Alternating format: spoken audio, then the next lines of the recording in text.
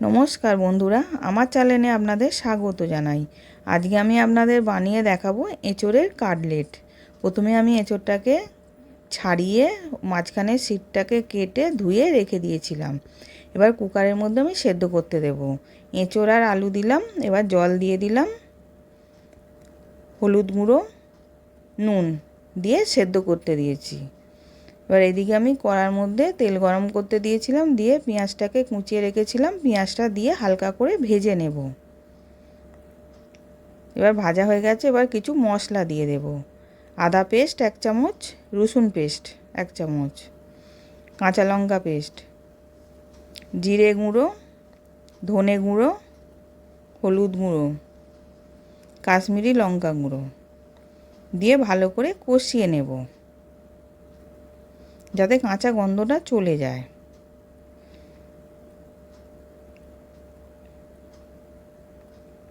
এবার কষানো হয়ে গেছে, ওর মধ্যে আমি 1 চামচ টমেটো সস দিলাম, দিয়ে ওটাকেও ভালো করে মিশিয়ে নেব।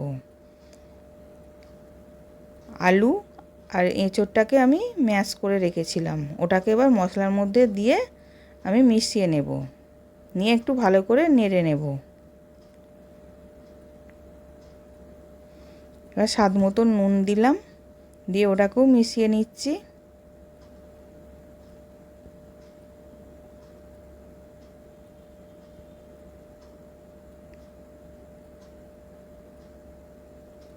এক চামচ গরম মশলা দিলাম, দিয়ে ওটাকে ভালো করে মিশিয়ে এবার নাবিয়ে রেখে দেব।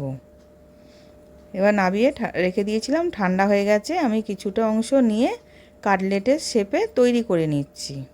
নিয়ে আমি ময়দাতে 1 কোট করে নিলাম, শুকনো ময়দার মধ্যে। আর একটা ওরম করে দেখাচ্ছি, ওরম করে কাটলেটের শেপ দিয়ে গুঁড়ো ময়দার মধ্যে কোট করে এবার রেখে দিলাম। এরকম করে সবগুলো করে নেব। এবার একটা বাটিতে একটা ডিম নিলাম, নুন, গোলমরিচ গুঁড়ো দিয়ে ভালো করে ফেটিয়ে নেব। এবার ওই ডিমের গোলার মধ্যে ডুবিয়ে ব্রেড ক্রাম্বসে কোট করে নিচ্ছি।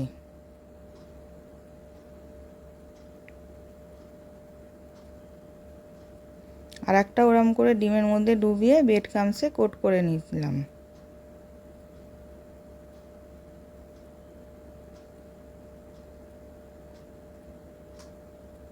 এরকম করে সবগুলো আমি করে নেব।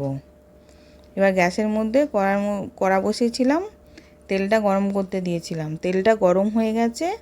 এবার আমি এঁচোড়ের কাটলেটগুলো দিয়ে দিলাম, দিয়ে উল্টে পাল্টে ভেজে নেব। এবার এক পিঠটা হয়ে গেছে, আর এক পিঠটা আমি উল্টে নিচ্ছি।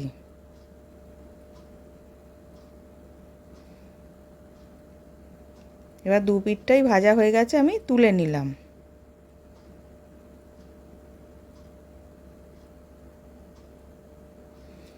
এঁচোড়ের কাটলেট রেডি সার্ভ করার জন্যে। আশা করছি ভিডিওটা ভালো লেগেছে। আমি হাজির হব আর এক নতুন রেসিপির সাথে।